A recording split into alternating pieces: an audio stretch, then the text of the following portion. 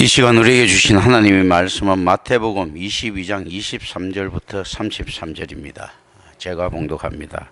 부활이 없다는 사두개인들이 그날 예수께 와서 물어 이르되 선생님이여 모세가 일렀으되 사람이 만일 자식이 없이 죽으면 그 동생이 그 아내에게 장가들어 형을 위하여 상속자를 세울지니라 하였나이다. 우리 중에 7형제가 있었는데 마지가 장가들었다가 죽어 상속자가 없으므로 그 아내를 그 동생에게 물려주고 그 둘째와 셋째로 7째까지 그렇게 하다가 최후에 그 여자도 죽었나이다. 그런즉 그들이 다 그를 취하였으니 부활 때 7중의 누구의 아내가 되리이까? 예수께서 대답하여 이르시되 너희가 성경도 하나님의 능력도 알지 못하는 고로 오해하였도다. 부활 때는 장가도 아니가고 시집도 아니가고 하늘에 있는 천사들과 같으니라. 죽은 자의 부활을 논할진대 하나님이 너희에게 말씀하신 바 나는 아브라함의 하나님이요 이삭의 하나님이요 야곱의 하나님이로다 하신 것을 읽어보지 못하였느냐? 하나님은 죽은 자의 하나님이 아니요 살아있는 자의 하나님이시니라 하시니 우리가 듣고 그의 가르침에 놀라더라. 아멘.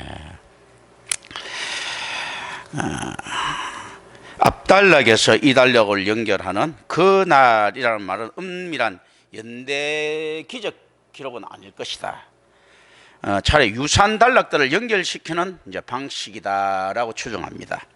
비록 마태에서 이제 지적되지는 않았지만요, 바리새인들과 마찬가지로 사도개인들도 예수님을 시험하기 위해서 왔을 것이다라는 것이 주석적 추리입니다.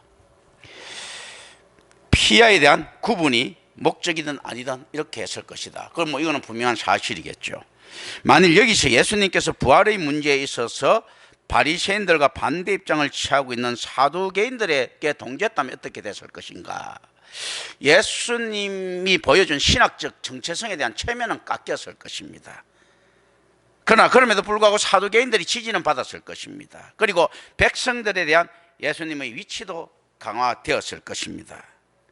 이게 무슨 말인가 하면요, 자, 백성들은 사두개인들보다도 바리새인을 지배하는 세력들이 많습니다. 많은데도 백성들이 지지를 받았을 것이다 라는 것은 권력의 중심은 누구한테 있습니까? 사두개인한테 있습니다. 이 세상이란 게 이런 것입니다. 교회가 세상 사람들에게, 그렇지만 일반 심지어 교인이라고 불리는 허황된 무리들에게 지지를 받으려고 하면 어떻게 하면 지지받을 수 있는가 했을 때요, 권력과 결탁하면 됩니다. 자기 정체성을 가지고 복음을 이야기하면 도태됩니다. 이 묘한 역사적인 순환성을 교회는 항상 가지고 있습니다. 바른 말을 할 때 교회는 살아남았는가 했을 때, 예, 살아남았습니다. 그런데 살아만 남았습니다. 복음을 전하지 않고 세상의 권력과 결탁했을 때 교회는 교회는 부유했는가 했을 때예요. 그리고 교회는 성장했는가 했을 때, 예, 성장했습니다. 부유했습니다. 그러나 살아남지 못했습니다. 그래서 역사에 있어서 교회의 연속성은 우리가 눈으로 보는 허상으로만 존재할 뿐이지 실제로는 없습니다. 캐톨릭이 단절됐고요, 그 안에서도 상당히 많은 교리적인 체제의 캐톨릭 안에서도 반발이 있었고 오늘날 개신교도 마찬가지입니다. 그래서 실제로 어느 한 교회도 살아남지 못하다는 것은 공통된 진리를 공유하지 못하기 때문에 각각의 다른 형태의 개인 사업자로서의 교회만 존재하고 있는데, 이 교회는 어떤 교회들입니까? 그럼 죽은 거죠.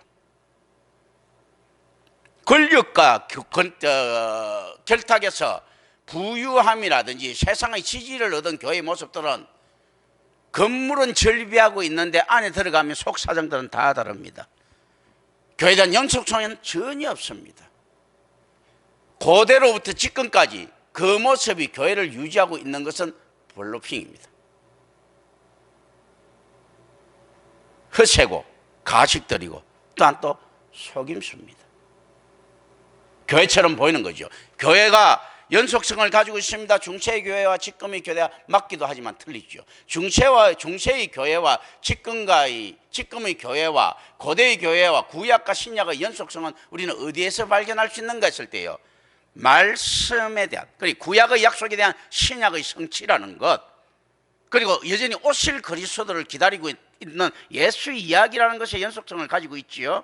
건물의 연속성이나 체제나 교리의 연속성은 없습니다. 전혀 다른 이방 종교들의 이합 집산들이 카르텔을 형성해서 하나의 목적을 위해서 같은 공동 성명을 발표하는 것이 교회인데, 그 교회가 존속된 교회입니까? 변질된 교회는 이미 교회가 아니죠. 바뀐 교회죠. 오늘날 삼성그룹이라고 하면 무엇을 생각합니까? 반도체를 생각하죠. 과거에 삼성이라고 하면 무엇을 생각했습니까? 삼성물산을 생각하고 사카린 사건을 생각하고 제일제당 밀가루를 생각하죠. 밀가루와 설탕. 제일제당과 삼성반도체가 같은 회사입니까? 다른 회사예요. 그러나 옛날에 제일제당이 삼성에 속했을 때 삼성이랑 것에 더불어 가는 것들이죠. 그렇지 않겠습니까? 교회가 지금 이런 모양을 가지고 있다는 것을 우리는 좀 생각을 합니다. 그래서 사두개인들이 지지를 받을 수 있었을 것이다. 그리고 그러나 예수님 체면은 좀 깎이고 정체성이 손상됐을 것이다 라고 하는 것이 판단인데, 이게 세상에 문제가 되는가 했을 때 전혀 문제가 안 됩니다. 김사만이나 뭐 또 오정현이나 이런 인간들 전혀 무리 없습니다. 뭐 교회 그 사람들 성공한 목회자의 표상이 되기에 충분합니다. 세상에 알리는 데 있어서. 몇몇 의식 있는 기독교인들이 비판의 잣대를 들이대고 있는데요, 그들 안에서는 질투 시기도 포함되어 있고, 또한 하나 자기네들도 엉터리 교리로 무장하고 있으면서 다른 사람의 티를 보고 자기 덜보를 못 보고 공격하는 사람들이 대부분입니다. 작고 보잘것없는 개척계가 깨끗하다는 것은 망상입니다. 어린아이가 순전하고 순결하다는 것은 망상입니다. 이 어린아이가 자기가 할 수 있는 최선을 다해 악합니다. 최선을 다해 양보를 안 하죠. 그런데 힘이 없다 보니까 귀엽게 보이는 거죠. 개척교회가 힘이 없다 보니까, 파급력이 없다 보니까 괜찮아 보이는 건데, 개척교회만큼 1인 체제 구조가 있지 않습니까? 그리고 교인 한 사람이라도 나타나면 환장해가고 달려가고 비유 맞추는 구조, 그리고 전체 복음 선포에 대해서 예산이 집중되는 것이 아니고 목사 먹는 데 집중되는 이런 교회가 어디 있습니까? 어쩔 수 없는 경향이라고 하지만 그렇지 않습니까? 내용으로만 따져보면 가장 악하죠. 개척교회는 모든 것이 목사가 다 먹죠. 그래도 부족하죠. 그죠? 다른 일을 해야 되니까. 그런데 그거는 이유가 되지 않거든요.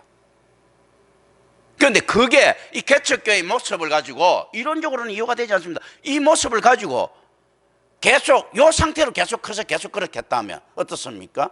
사랑의 교회만큼 컸을 때는요, 어마어마한 도둑질 다 해먹는 거죠. 에이, 교회가 크면 그렇게 하지 않지 하는 것은 뭡니까? 타협이죠. 상황이죠.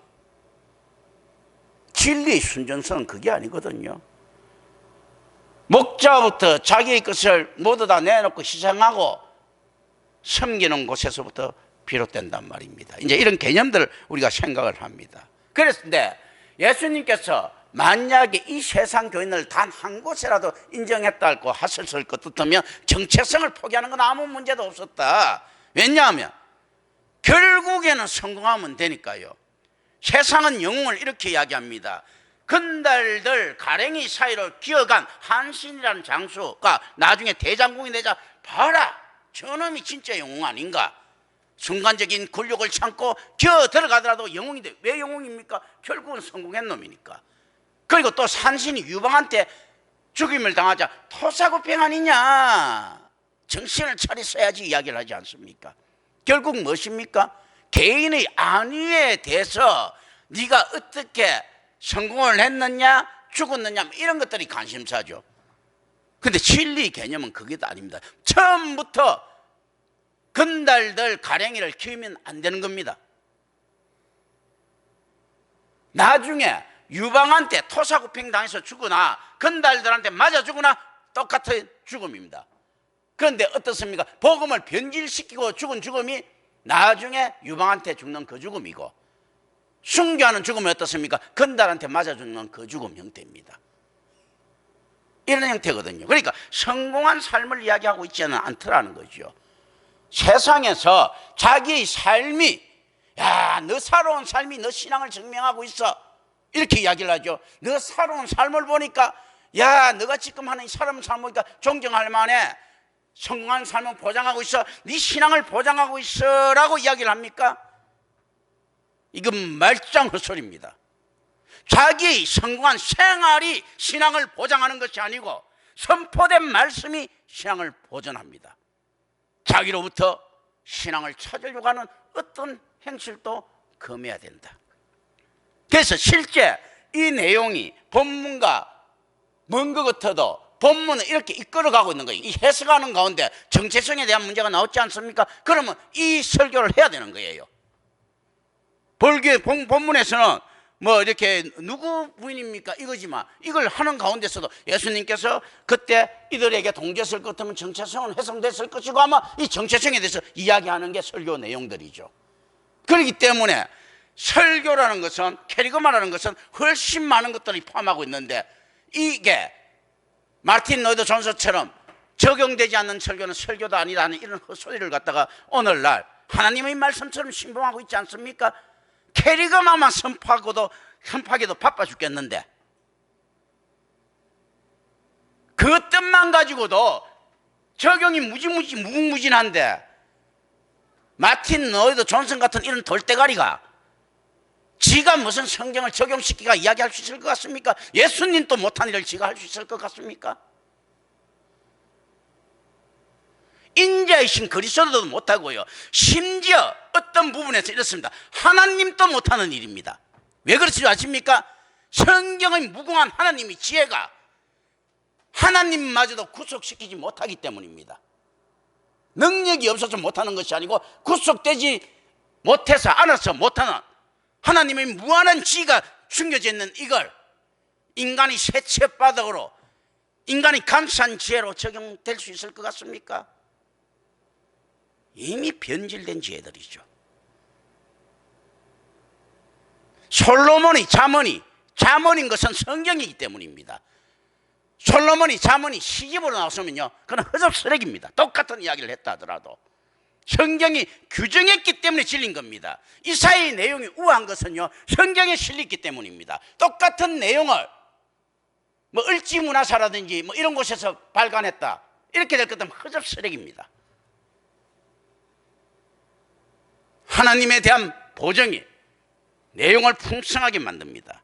자, 성경이 아니라면요, 이 내용, 예수님이 그리스도가 아니고 성경의 내용이 아니라면 이 내용을 가지고 얼마든지 적용할 수 있습니다. 세속화 시킬 수 있다는 이야기입니다. 그러나 하나님이 보정하는 순간 어떻습니까? 하나님의 지혜로 풍성해집니다.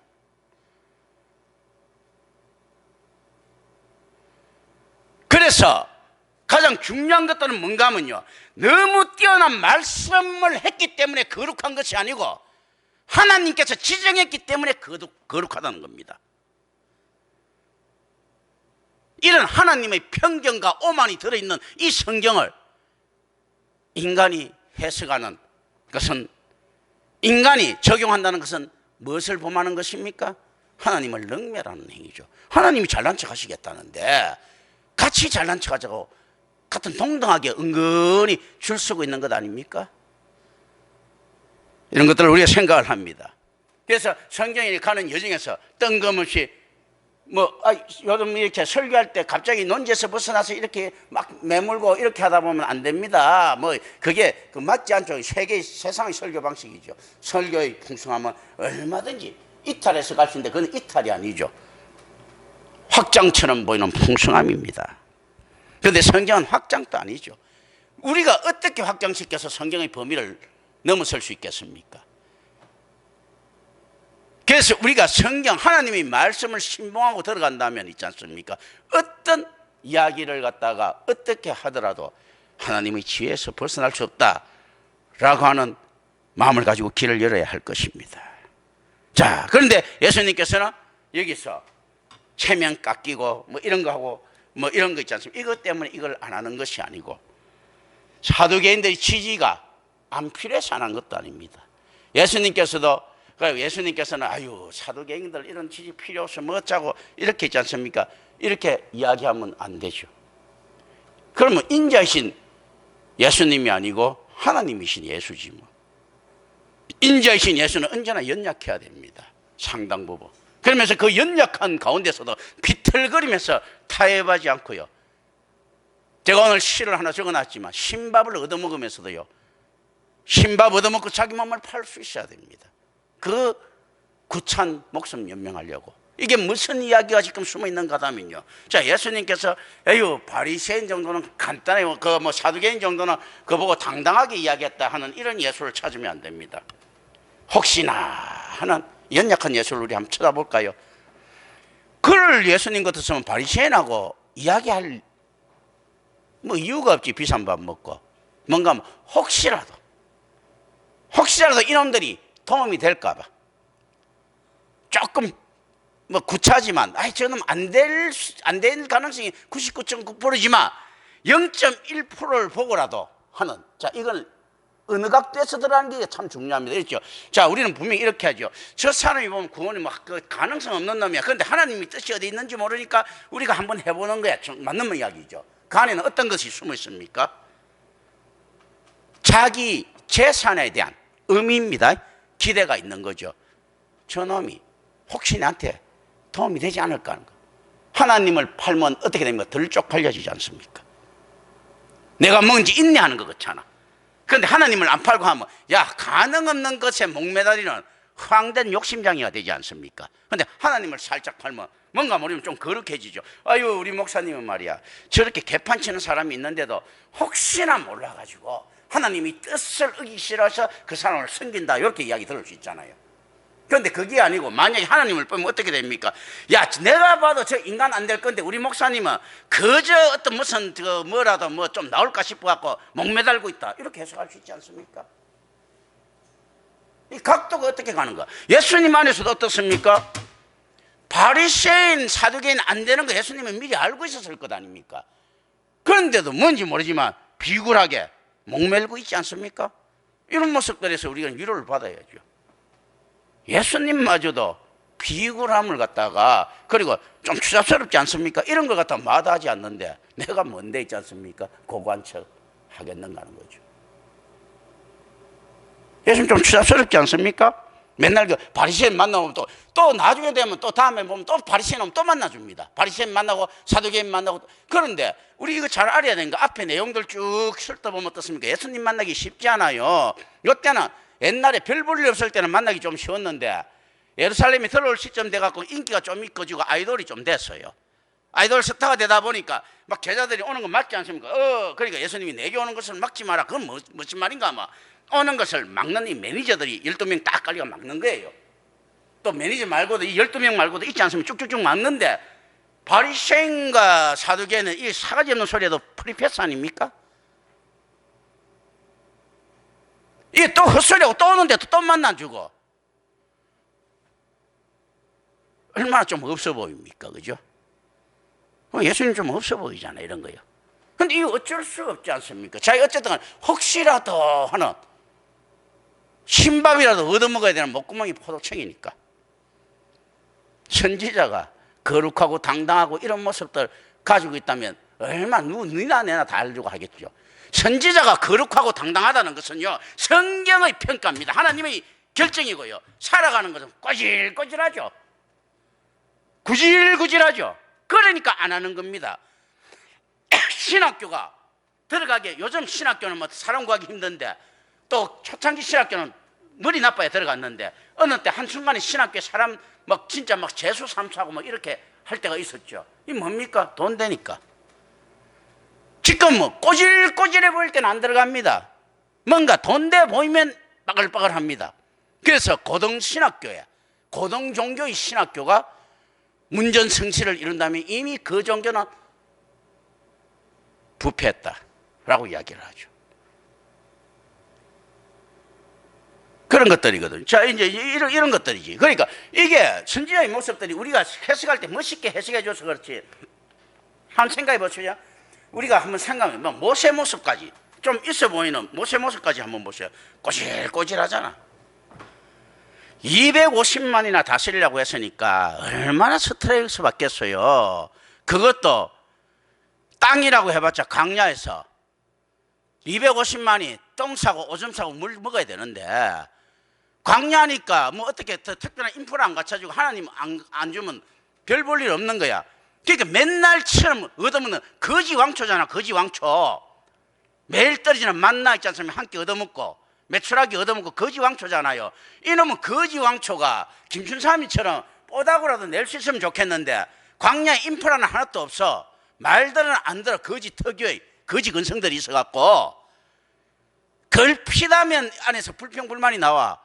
그런데 불평불만이 나온 거 가지고 이들을 욕하면 안 됩니다. 왜냐하면 40년 동안 사이에 있는 거지 근성이 어디 가겠어요. 내려오는 거 먹고 이렇게 말이 좋아서 그렇지 만나 메추라기 이렇게 먹었지만요, 안에서 당연히 어떻습니까? 호의가 계속되게 되면 걸린 줄 착각을 하죠. 메추라기랑 만나는 지들 걸린 거야 그냥. 그럼 무슨 고마움이 있겠어요? 그렇지 않습니까? 그리고 불평만 잔뜩 있는 거죠. 왜 불평이 잔뜩 있겠습니까? 광야에서 인프라 없이 40년 하나 살아보죠. 그리고 전쟁도 간헐적으로 벌리죠. 몇 년에 한 번씩이라든지 뭐 이렇게. 그렇다면 어떻습니까? 시간 많죠. 앉아서.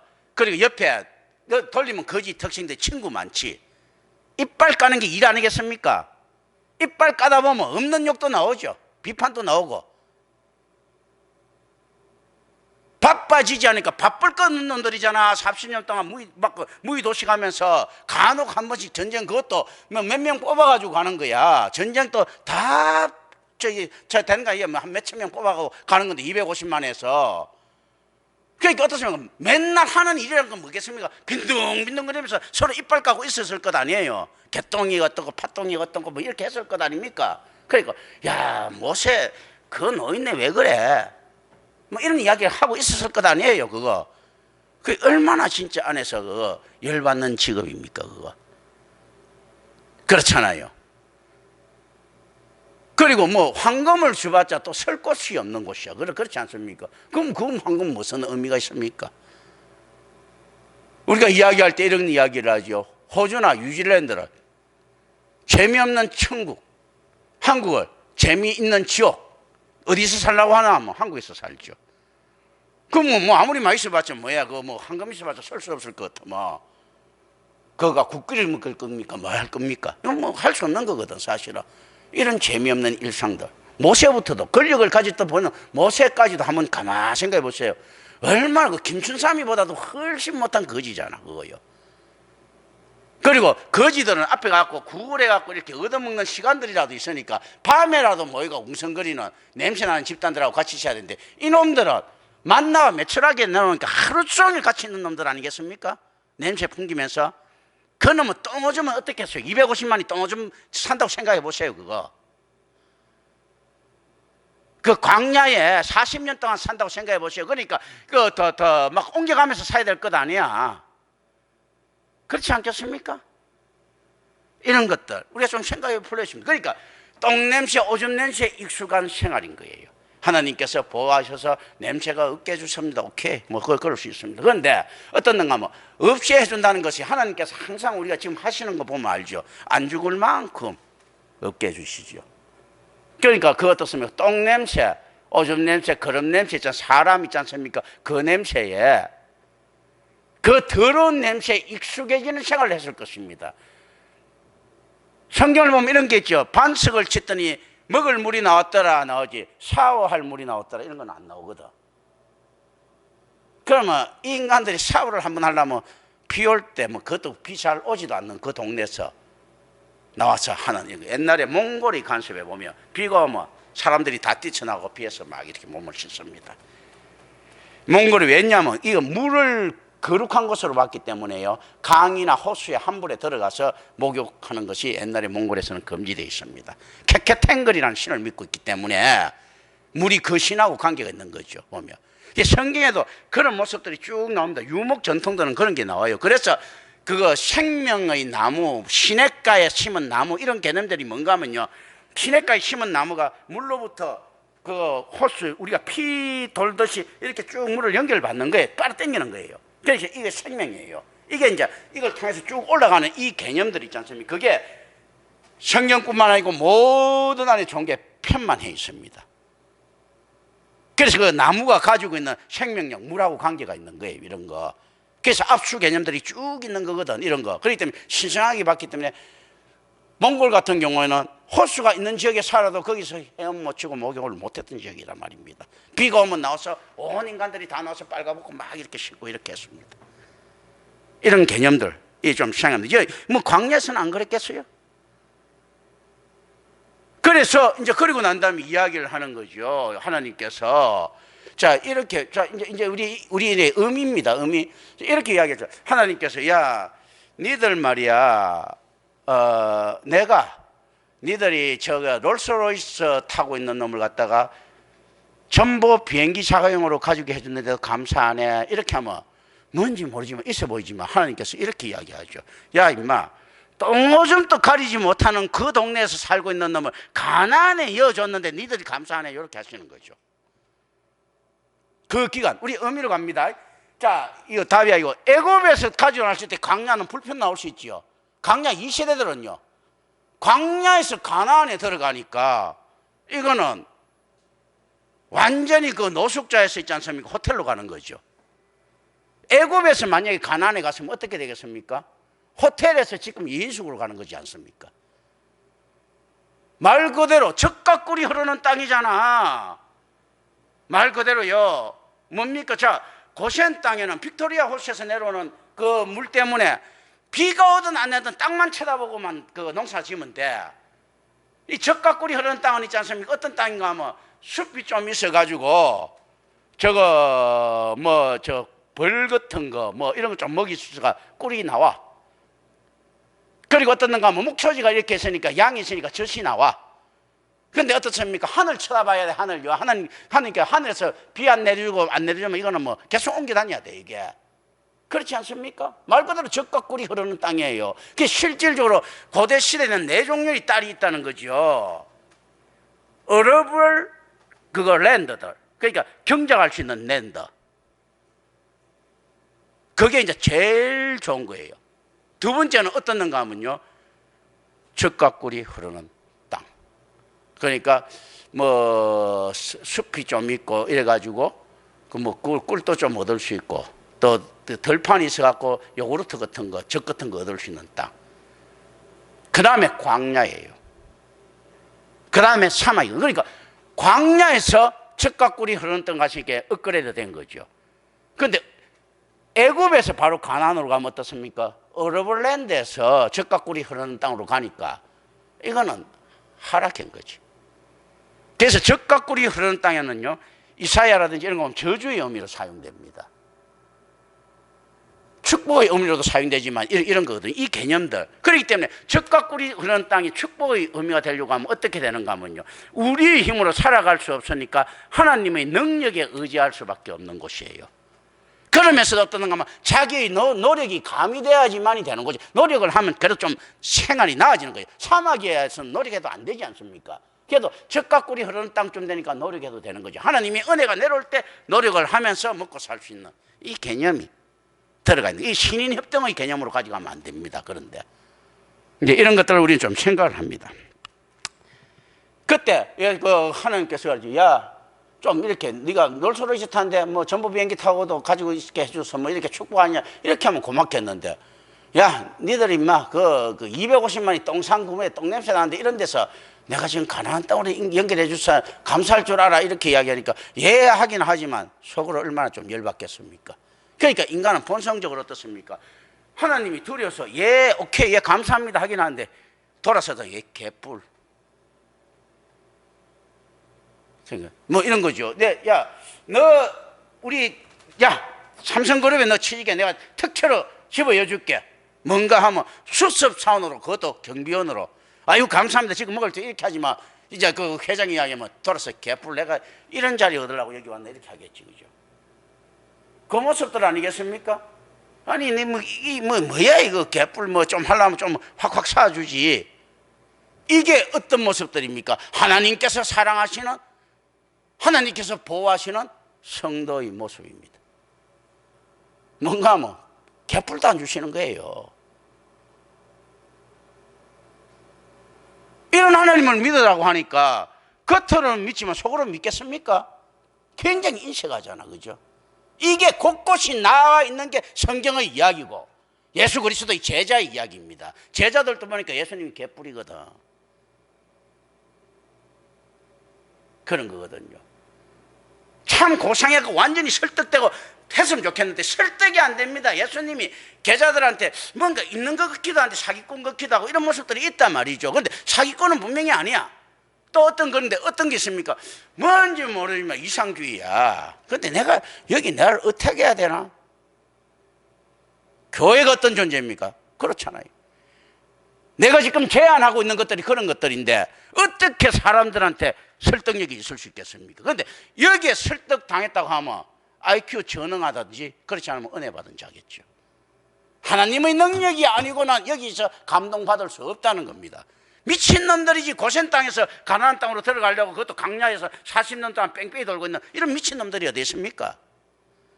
그 황금 땅 고센을 놔두고 그렇다고 해서 애굽이 그래서 압제를 피해서 개뿔 같은 소리 하고 있습니다. 자, 한번 볼까요?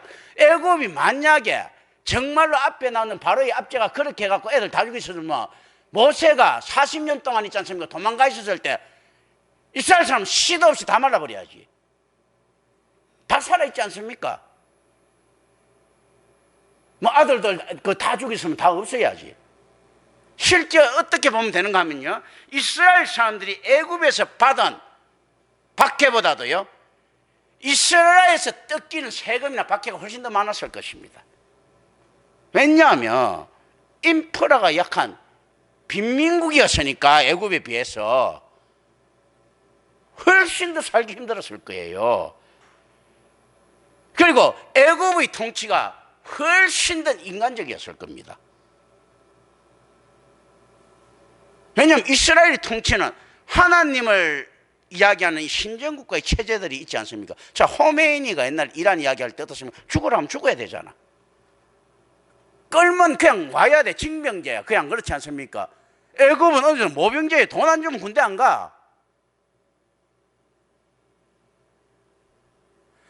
중국이라는 나라는 옛날에 모병제예요. 돈 주고 군인을 선별하기 때문에. 그런데 한국은 어떻습니까? 다 지가 안 가면 하인시켜서라도 대신 보내지 쪽수 채우죠. 그렇지 않습니까? 이런 곳이야. 그러니까 자기 의사와 관계없이 끌려가서 전쟁터에서 죽을 수 있는 곳이 이스라엘이에요. 애굽에서는 그것 아니면 돼. 그거 또 애굽에서는 자기네들이 막 군대에 입대하려 하더라도 막 그 제한에 걸릴 수 있어요. 야 임마, 니들 진짜 이거 애국심이 아직까지 안 됐는데 니는 군대 입대 못해? 이렇게 할 수 있는 곳이에요. 예를 들면 이런 곳에서 이렇게 가는 그런 또라이들이 어디 있느냐 말입니다. 그런데 250만이라는 인간들이 전부 다 모질이겠습니까? 그걸 가지고 확률적으로 모질일 확률이 없다. 그럼 뭔가 했을 때요, 강권적인 은혜다. 한 놈 같으면 또라이라고 볼 수 있겠는데 250만이 그렇게 하니까 은혜라고 성경은 지금 전가하고 있는 겁니다. 자, 애굽에서 10명의 또라이들이 광야에서 생활하다가 가나안으로 들어갔고 잘 살아보겠다고 가나안에 들어갔고 실패했습니다라는 거면 이거는 정신병자 이야기가 되겠지만 250만이 광야에서 생활하면서 잘 살아보겠다고 가나안에 들어갔습니다 할 때는 은혜 받은 자의 이야기가 되더라는 거죠. 이거 250만이 다 또라이일 수가 없거든. 그 이야기입니다. 우리 이제 이런 것들을 이런 관점이 없이 성경이 어떻게 보이겠느냐는 거죠. 은혜라는 것은 자, 그렇다면 이런 관점 없이 성경을 반환하는 게 어떻습니까? 기복이 깨지면 신앙이 깨져버리는 겁니다. 환상이 깨지니까, 환상을 가지고 성경을 읽었으니까. 그런데 이런 관점 가지고 하면 어떻습니까? 실질을 알고 들어갔으니까, 내가 들어가는 곳은 특수부대라는 걸 알고 들어갔기 때문에 불만이 없어. 근데 내가 들어가는 곳이 어떤 데가 뭐 저거 휴양소인 줄 알았는데 갑자기 북파 공작원 양성하는 곳이다. 이거 열받지. 그렇지 않습니까? 우리가 그렇죠. 우리는 북파 공작은 양성하는 그 안에 특수본이라고 들어갔는데 휴양지란 말이에요. 그럼 너무 감사한 일이지. 이제 이런 개념들을 좀 가져갈 필요가 있다. 부활이 없다는 사두개인들은 모세오경만이 영감을 받은 경전이고 이 모세오경에는 부활을 믿을 만한 증거를 찾을 수 없다고 믿고 있었습니다. 이것들이 얼마나 악한 것인가 하면요, 신학적으로 오류를 발생시킵니다. 우리 개혁주의 신학에서 이 개혁주의 신학이 옳다는 것이 성경의 근간 이야기라는 이야기입니다. 제가 이야기하는 거죠. 자, 우리는 영육을 어떻게 봅니까? body and soul로 봅니다. 자, 영지주의자들은요, body or soul로 봅니다. 영 또는 육. 우리는 영 그리고 육. 오리겐 같은 사람은 영육혼을 보죠. 지금 성결교들이 영육혼 이렇게 같이 보는 이런 오리겐 그 형태입니다, 사실은. 근데 우리는 영 그리고 육 이렇게 되는 거예요. 영 또는 육이 아니고. 그래서 어떤 것입니까? 헬라의 철학 사상가들도 육은 약하고 악하고 영은 거룩하다는 개념들, 영주주의자들이 그런 걸 가지고 있죠. 이들이 말하면 육은 없는 겁니다. 영만 있으니까, 영만 있으면 이런 문제들이 생각을 안 하죠. 그 왜 생각 안 하는가 뭐. 자, 와이프의 관계를 갖다가 릴레이션십으로 보는 것이 아니고 지금 뭐로 보고 있습니까? 같이 몸을 섞는 관계를 보고 있는 거지 않습니까? 섞을 몸이 없는데 뭐. 그러니까 이들의 사고는 출발부터도 잘못되어 있는 겁니다. 부부라는 개념이 정사를 해야 되는 이 개념으로 들어가 있는 거예요. 이 정사의 개념이 얼마나 악한 건 줄 아십니까? 이제 의미로 자기가 생산할 수 있다는 개념이죠. 생산할 능력이 있다는 개념이죠. 그런데 영 앤드 소울을 하면서 어떤 거면 그리스도의 신부라는 개념은 어떻습니까? 우리에게 생산해였고 생산하는 것은 창조할 수 있는 것은 하나님이란 이야기죠. 그래서 하나님께서 아담과 하와를 창조해내신 것, 만들어내신 것처럼 어떻습니까? 하와는 가인을 만들어냈다고 이야기하면서 인류는 처음부터 가인, 내가 한 사람, 곧 메시아를 얻었다라고 루터는 이야기를 합니다. 가인 얻었다라고 이야기를 하는 거예요. 그러니까 진짜 이게 뱃말이 맞네. 선악과를 따먹었으니 우리도 사람 만들어내네. 이렇게 착각을 하는 겁니다. 음란의 자손들을 가지고 이제 이런 개념들 있지 않습니까? 자, 그렇죠. 이게 실제로 영 앤드 바디가 돼야 그러니까 바디 앤드 솔, 또 솔 앤드 바디가 되는데 솔과 바디가 되는 거예요. 이게 이렇게 되면 오늘날 어떻게 부릅니까? 이걸 갖다 전문 용어로 이단이라고 하죠. 이런 부분들을 우리가 생각을 합니다. 그런데 이 상태에서는 이런 것들이 규정이 안 돼 있거든. 자, 그리고 우리가 도덕으로 한번 들어가 볼까요? 우리가 지금 현재 봤을 때 지금 이들이 사두개인이 이야기하는 자연주의 시작자는 건요, 실제 자연주의를 다시 이야기하면 도덕주의고 도덕률이 움직이는 이런 것들로 봐도 됩니다. 그렇지 않습니까? 그런데 이 인간들이 지금 이야기하는 이거 형사치수제 어떻습니까? 오늘날 이야기하면 비도덕적이고 반윤리적인 것 아닙니까? 그런데 이들은 어떻습니까? 이걸 안 하는 걸 비도덕적이고 반윤리적으로 봅니다. 윤리가 역사와 더불어 상충하고 있는 이 꼬라지를 우리는 어떻게 보십니까? 역사의 변함에 따라서 윤리가 상충하고 있는 이런 거. 아유, 그 당시에 트렌즈가 있어 하고 있는 이런 거. 이 윤리를 진리라고 이야기합니까? 그러면 트렌즈를? 진리는 트렌즈입니까? 이런 것들을 우리는 생각을 합니다. 압달락의 바리새인들과 마찬가지로 사두개인들로 예수님을 선생님이여 디다스칼레라고 부릅니다. 이게 모든 종교인들인 그렇습니다. 자신이 얼마나 정중한가를 가장합니다.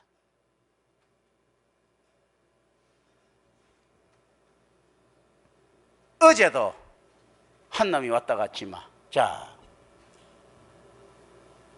세상 사람들이 저를 찾아오고 이렇게 이야기를 하죠. 뭐 어떤 사람 신앙에 대해서 상담할 일이 있는 사람들이 간혹 뭐 나는 뭐 별 무명인이기 때문에 뭐 간헐적으로 일어나는 일인데 어떻습니까? 아유 목사님 안녕하십니까 하죠. 선생님이요 하죠. 그리고 어떻습니까? 지가 날 가르치려고 하죠. 그러면 그 목사님 뭐 선생님이요 뭐 있지 않습니까? 이런 이 개념들 이게 목사님 해놓고 난 다음에 성경을 지가 날 가르친다 한다며 아니 그 목사라고 부르질 말든지. 지금 이 아들도 그렇지 않습니까? 선생님이요 해놓고 난 다음에 이건 배움을 받으러 온 게 아니고 흠을 잡으러 왔지 않습니까? 오늘날 우리도 똑같이 그런 것들을 맞습니다. 목사님, 예, 목사님 하면서 어떻습니까? 그래, 니까지 게 하면서 이렇게 들어오는 거죠. 어떻습니까? 이미 이율배반적인 모습을 가지고 거짓이 입에 가득한 거죠. 목사님 하지만 목사가 아니라고 하는 것처럼 누가 그럼 그건 사기꾼 이야기죠. 제품을 알지 못하면서 제품을 갖다가 이렇게 하는 거죠. 아유, 나에게 꼭 필요한 제품입니다 하면서 안 가져가는 놈들하고 똑같지 않습니까? 그건 거짓이잖아, 그러면. 그렇지 않겠습니까? 아니, 공짜로 준다는데도 나 이거 꼭 맞고 너무 필요한 제품이에요 하고 안 가져가면 나 이거 꼭 필요하다는 거는 거짓이라는 이야기잖아요. 목사님 하고 안 듣는다는 것은요, 애초부터 나를 목사로 생각 안 했다는 거잖아요. 지가 나를 가르치려고 한다면. 그렇지 않겠습니까? 이런 것들을 우리 좀 생각합니다. 이들이 선생님이요 디다스칼레라고 하는데 이놈들이 배우려고 하는 주제도 지가 정하고 판단도 지가 합니다. 이때 선생의 개념은 이 상태 이렇죠. 주제를 자유롭게 있지 않습니까? 더불어서 가르치는 개념이 돼야 되는데 주제도 지가 정했습니다. 그렇다면 이 선생은 어떤 선생입니까? 찾아온 사도개인이라는 교장 선생님의 말을 듣고 커리큘럼을 정해야 되는 교수죠. 그죠? 사도계 학교라고 하는 커리큘럼에 종속되어 있는 거죠. 그렇다면 어떻습니까? 정확한 말은 선생님이여가 아니고 네가 우리 회사 직원이 될 놈인가 이렇게 물어야죠. 자기 커리큘럼을 가지고 왔잖아. 그렇지 않습니까? 이런 부분들을 우리 생각합니다. 사도개인들이 질문은 순간습에 규정한 모세의 말을 인용함으로써 시작됩니다. 그들이 인용하는 말은 신명기 25장 5절과 창세기 38장 8절의 자유로운 인용입니다. 여기서 모세의 율법이 제시되는 이유는 이어지는 비범한 이야기를 하기 위한 전제다.